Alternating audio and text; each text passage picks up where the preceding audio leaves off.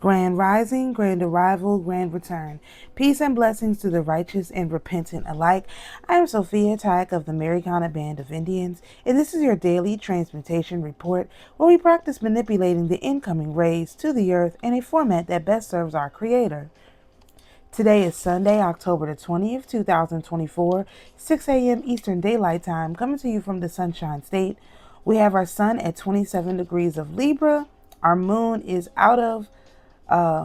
it's in Gemini right now at 8 degrees of Gemini. There's a lot of activity on the board.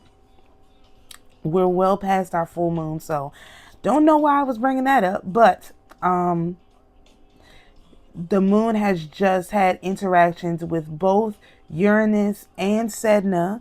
Uranus being related to innovation, individuality, and disruption.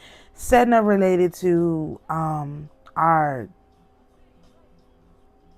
unconscious primal fears, unseen forces.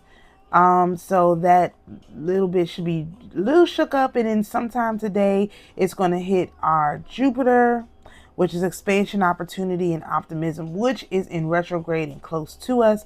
So that'll be a very exciting moment, hopefully sometime during the day today. Uranus is in a trine with Vesta. Vesta is related to devotion, purity, and the sacred flame of self. So you have those energies working together in a flowing energy. There's a lot of squares though. Mars is squared. Really? Yeah. Mars is square the sun, essentially. Juno at 24, well, the sun is at 27 degrees. So let's say Juno at 25 degrees, and Juno is related to,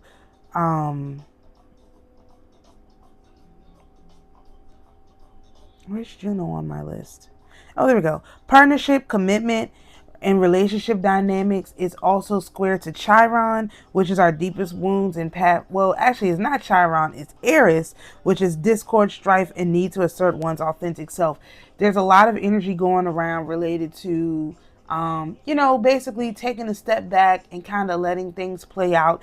And that's basically what that sounds like to me. We also have a square between Pallas and Saturn. Pallas is related to wisdom, strategy, and integration of masculine and feminine. Saturn, of course, our structure, discipline, and limitations. And then we have a square between Pluto, which is our complete transformation at 29 degrees, and Vulcan, which is intense passion, creativity, and drive for perfection. So there's oppositions. We have an opposition between Eris and Juno. I think I talked about because we have it's kind of like a trine thing going on. Mars is square Eris, and Eris is opposite Juno, so they're all having very difficult conversations. And then we have this opposition between Vesta and Neptune. So this is definitely a Neptune activation day. Beware of propaganda. Neptune is related to spirituality, imagination, and transcendence. So there's and it's on a Sunday too, so there's probably some kind of church story that's going to come out. Then the last thing I'll mention is there's an inconjunct, I like to call them side eyes, between Neptune at 27 degrees of Pisces and the sun at 27 degrees of Libra. So there's also some kind of religious stuff is probably going to be exposed.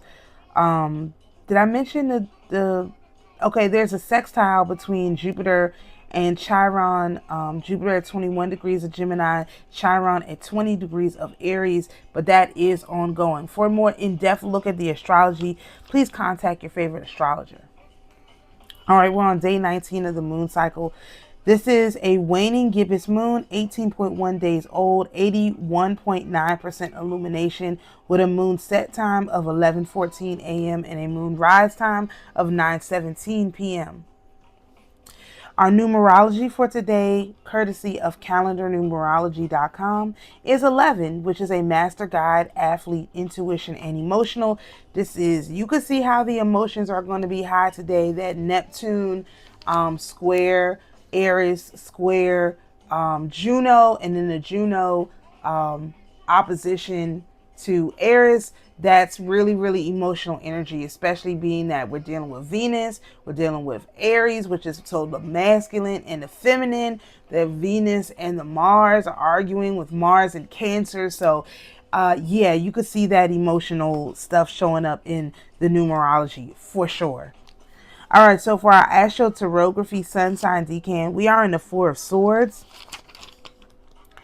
And that is rest, relaxation, and be patient. You can transmute this best through the Four of Wands, which is peace, happiness, and harmony, through the lens of the seventh house in Aries, which is don't be aggressive when cooperation is required. Again, emotions are going to be all over the place. This is probably some of the most difficult energy of this decan.